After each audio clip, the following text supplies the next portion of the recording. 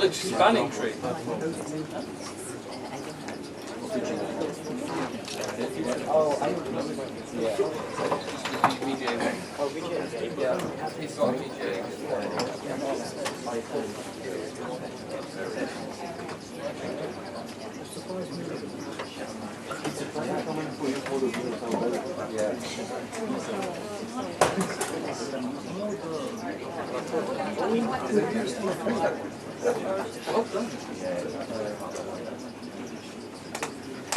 So, good evening, ladies and gentlemen.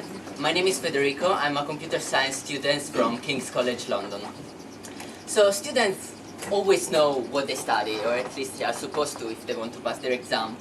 But more difficultly, they know why they're studying what they study.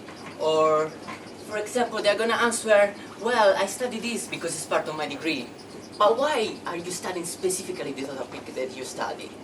And oftentimes people don't know how to answer because they don't have a big picture of what they are doing. So today I built a product called Knowledge Spanning Tree that actually does this. It highlights graphically the knowledge of a course of study or knowledge in general so that you can understand the big picture of what you're doing. So how it works. I have a database that I created, a sample database connected to a web interface.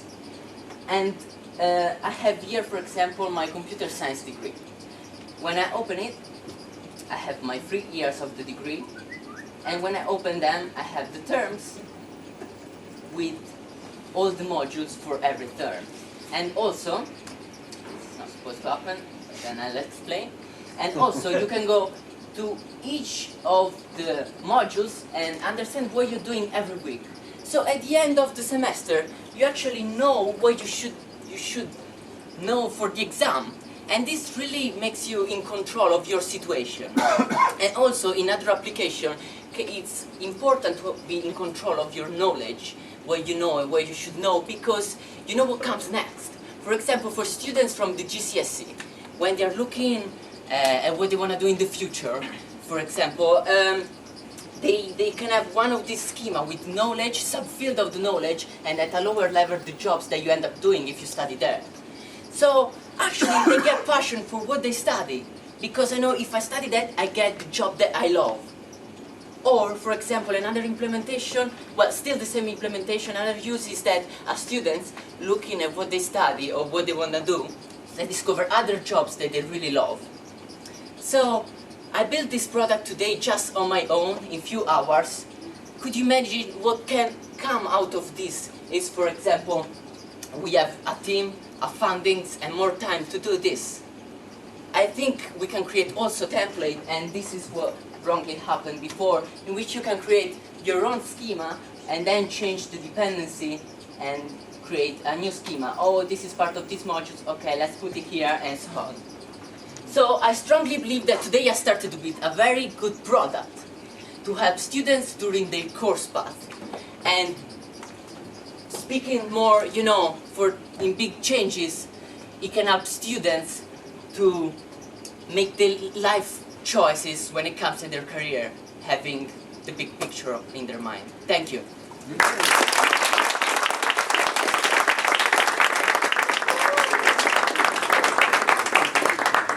Really dramatic, huh? I like it. I see an application to create, allows people to kind of customize and create dynamic MOOCs, right? So yes. You could say, okay, this is the kind of job that I want to get, or this is the kind of business I want to start, and then it could cherry pick modules out of a whole lot of different MOOCs and kind of stitch it together as a composable custom learning plan.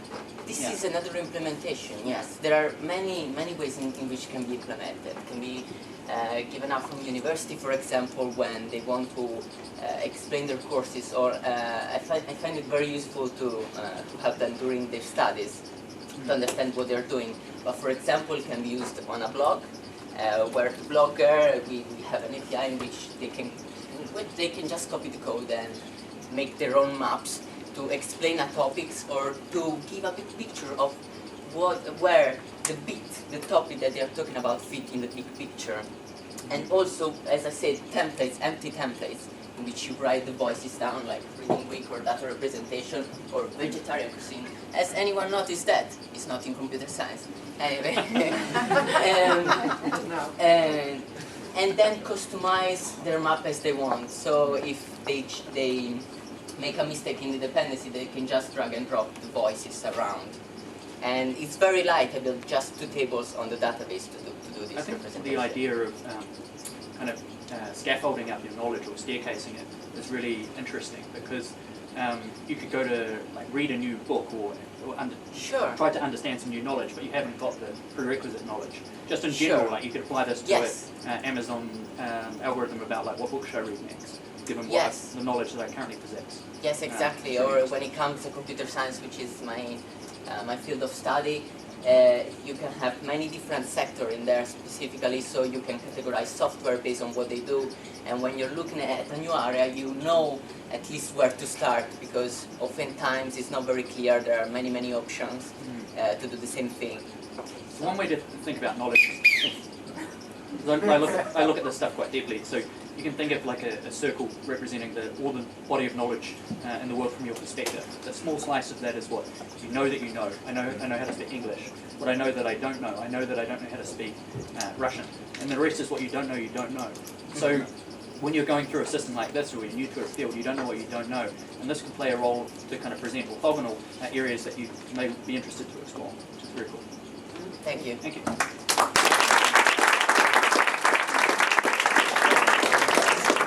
Well done, Federico. And last, we are developers. Apparently. Not developers. Developers.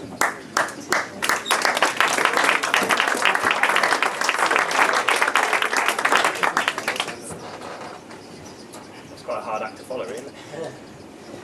Right, so this might seem very similar to Backset, and it's probably due to because great minds think alike, but we have a small video that we're going to play that just kind of quickly describes the issue. Do you need audio? No.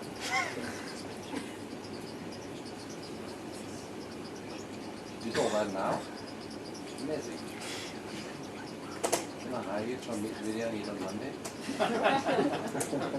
This is actually built with some software that me and Dan build professionally for Placement U at the moment.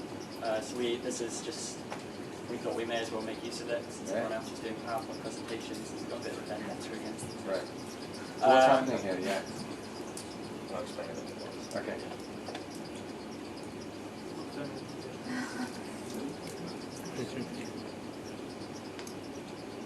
Okay, so the idea is that to break down the barriers between lecturers and students and the feedback that's going on, we were trying to create a polling application, so something that can be on an Android or a tablet or something of that nature, because it's just generally what everybody has on them. And it will have a lecturer that will be able to create questions and a finite set of answers that can be posted out to everybody in the room. And they can instantly respond and get feedback to the answers that they provided, as well as the lecturer can gain statistical knowledge of where the room is based on that question. So if there's 50-50, then the lecturer knows that he's got to cover a bit more in that area. And it can also allow him to then share that knowledge, so people that wouldn't normally stick their hand up and answer a question because they're afraid that it's going to be the wrong answer, can also feel, well, actually, I'm not the only person that doesn't know this. So from that, then if everybody gets the question right, the lecturer then can go, well, clearly this topic doesn't need to be covered anymore, we can move on. And it's, rather than having to wait to the end of a module where you submit feedback, which is great then for the next year it's coming along, but it doesn't help me at all, because you've done it and I've not learned a lot, so it's not going to benefit me. So this is the idea that it's kind of responsive feedback that's kind of going to be inserted into every now and again into lectures. It's not designed to replace lectures, it's just designed to make it more interactive, more sort of responsive to wake students up, which are currently bored and trying to absorb as much knowledge as possible. So we've got a quick demo, which is what we spent most of our time on. And this would be from the lecturer's perspective, so they can create a question, create some answers, and this is what will be sent out to the user device. So we've got it all connected via a server. I'll let Elliot explain a bit more of the technical details. But this would be the student's interface, so they would sign in as a student because the app is just one base, then you would select teacher or student, connect in, that's what we've done. And then straight away you've got the question that's been posted to them. You select the answer, and you submit. the student would then gain feedback as to right or wrong. Then the lecturer would gain a poll, of which could then be converted into a graph just to get an idea of the count per answer. Yeah. Very good.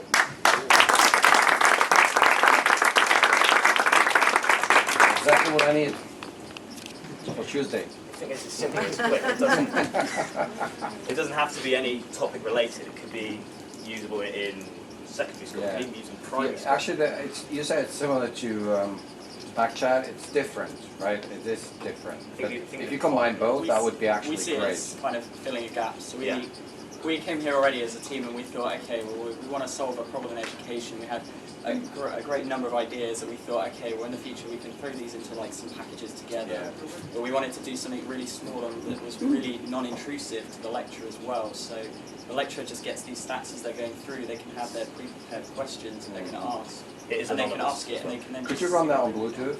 Because literally you will find a lot of lecture theatres where you don't have internet. So the peer-to-peer type of thing, that Well, would that's be, what it that already would be is. That's what it brilliant. It's already is. That's how we a set it up. Wi-Fi connection at the moment, so it doesn't rely on any internet connection going back to servers or anything. Yeah. But a Bluetooth connection would definitely be possible. We built this demo using Unity, which means we can easily deploy to any device, Android, iOS, BlackBerry, web, anything like that. All we have to do is just customize the interface to be a little bit nicer for those. So I feel this relates to me because I'm renowned for falling asleep in lectures. I feel boredom. So just to wake up and kind of change the learning styles for people that cannot just sit there and absorb knowledge. You know, just to break it up and get people's attention again. Well, this is actually for teachers. That's Yeah. for me, But- actually. Because but I where want we to know could- whether the crowd has understood it or Yeah. whether they're Yeah. sleeping, right? Because like I say, if you say, does everyone get that? You get a few nods, but you don't truly know Yeah, I agree. who has. And where we would expand with it to kind of incentivise a little bit more would be to gain some sort of point system, make it a challenge, make it somewhat more like a game, but it would require the lecturer to kind of potentially provide some small rewards. So the person at the end who's got the most points could then gain some sort of reward, and it could be, you know, top 3. I just wanted to ask how it's different from Poll Everywhere or Quizlet. Well, the idea of this is we just want it to be really, really non-intrusive to the lecturer. We don't want a lecturer having to sit there and spend ages setting it up. We want them to be able to walk into the lecture theatre, hit a button and it goes, and then everyone just joins as they kind of walk into the lecture. We don't want the lecture to be inundated with loads of data. We just want it to be really quick and they can just hit next. So we want them to be able to pre-prepare their questions if they want to, which is a feature that we would bring in afterwards, and they can just load it up and just go. They could even set timers if they wanted to. Yeah, we can have a timeout on the question so that it's not set that you get 30 seconds to answer it. If it's not answered, then the lecturer knows that 5 out of 20 people didn't answer. Again, that could be because they didn't know. That's down to the lecturer to interpret it. Oh yeah, exactly. So I think this has a lot of utility to kind of break up the flow in a good way. Exactly, that's exactly good. Yeah. I would recommend having a look at some software called Kahoot, K-A-H-O-O-T, which does something similar to it. Cool. Thank you. All right, well done.